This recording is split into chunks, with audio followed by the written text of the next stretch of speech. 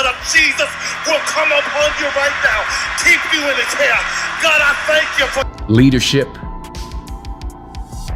power, authority are God's gift to us as men.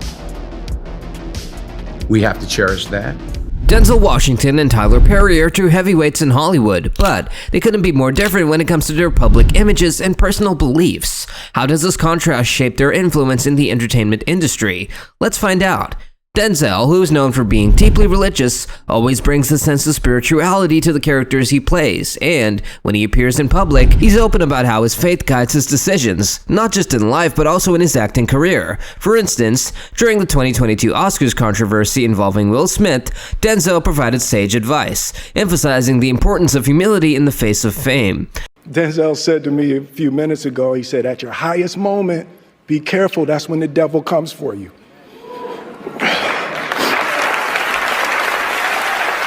In a recent conversation with the New York Times, Denzel shares how he leans on his spirituality to navigate life's challenges. He views his faith as a pillar of strength and credits his success to divine blessings. Always humble, he's quick to express gratitude for his gifts. But what about his approach to filmmaking? On projects like A Journal for Jordan, he revealed that his belief in God influenced every decision. In one heartfelt share, Denzel discussed the transformative influence of faith on his life by sharing both the highs and lows of his spiritual journey. He encourages others to embrace their own beliefs with courage and conviction. Now, let's switch gears to Tyler Perry.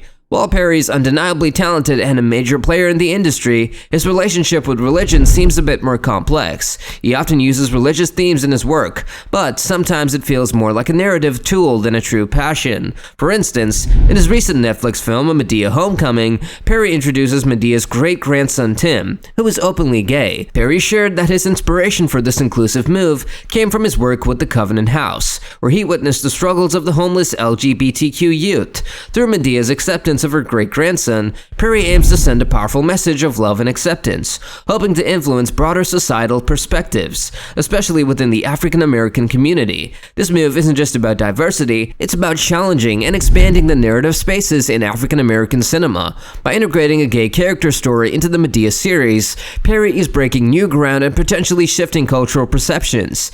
His films not only entertain, but also provoke thought and encourage dialogue among diverse audiences. Such initiatives by Perry demonstrate his commitment to using his platform for advocacy, reflecting a maturation in his storytelling and societal engagement. In contrast, Tyler seems to navigate the Hollywood scene with more flexibility, perhaps bending the rules to fit the game. But here's something interesting. There are whispers about Tyler's path to success potentially involving manipulation or pressure onto other black actors. The Boondocks, a show celebrated for its sharp wit and bold social commentary, is one to often delve into the complex themes of race and politics through its narrative about two African-American brothers, Huey and Riley, navigating life in a predominantly white suburb. Throughout its four-season run, the show didn't shy away from poking fun at big cultural icons, including media mogul Tyler Perry.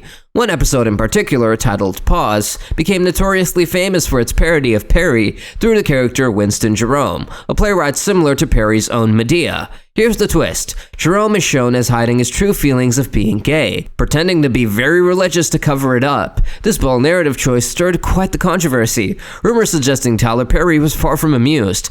People were saying that he was really annoyed. He thought about firing everyone who works for him to prevent more information from getting out.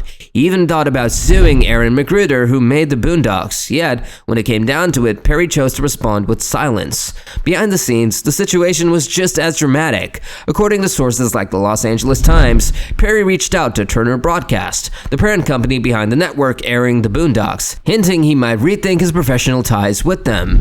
Not long after these discussions, the Pause episode mysteriously disappeared from television screens. Carl Jones, a key figure behind the Boondocks, shed some light on how they managed to push the boundaries with the episode. I don't think it was as controversial, but it was more political.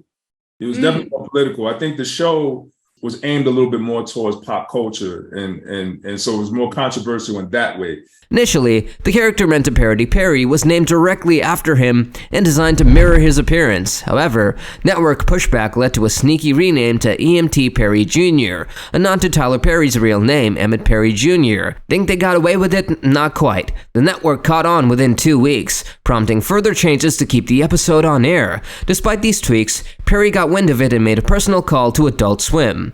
Tyler Perry's relationship with his fate adds another layer to his complex public persona. He's been seen making sizable donations during church services and even partaking in rituals, like laying hands on Bishop T.D. Jakes during a service at the Potter's House, which sparked quite a debate among the Christian community globally. His association with such a high-profile religious figure as Bishop Jakes, who himself is a giant in both the religious and entertainment sectors, invites scrutiny and speculation.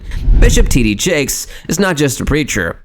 He's a major figure in both the religious and entertainment worlds. His collaborations with big names in music and film, and his appearances on TV shows and movies have made him a household name well beyond the church. But guess what? With great fame comes great scrutiny. And Jakes has certainly had a share of controversies. Recently, a surprising connection had come to light, raising eyebrows across the board.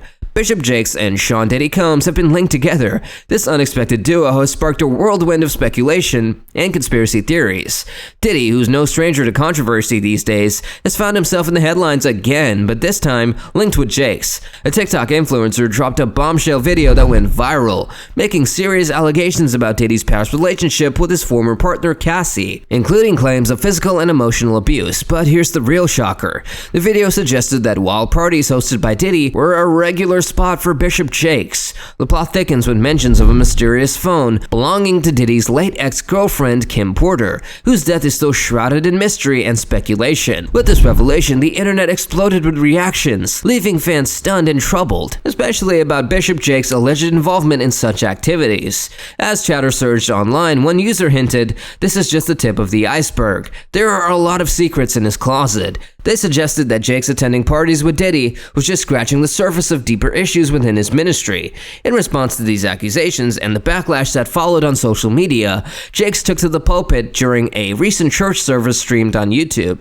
He was forthright in his sermon, addressing the allegations head-on, declaring them entirely false. "I didn't come here to persuade anyone because I know who I am," he proclaimed. Jakes emphasizes his duty to prophecy, stating, "I came here to hear the master say, 'Well done, thou good and faithful servant.'" His words were firm to all the gossip swirling around. Amidst all of this, though, it's interesting to note how different public figures like Denzel Washington and Tyler Perry approach their fate. Observing their language and the company they keep gives us a peek into their personal convictions. Washington exudes sincerity in his beliefs, consistently integrating his faith into both his personal life and professional choices. On the other hand, Perry's religious stance, coupled with his connections and actions, sometimes appears less convincing to observers. So, what are your thoughts on the role of personal beliefs in shaping an artist's work? Do you think these differences affect how audiences receive their messages? Share your insights below in the comments. Also, don't forget to like, share, and subscribe for more thought-provoking discussions just like this.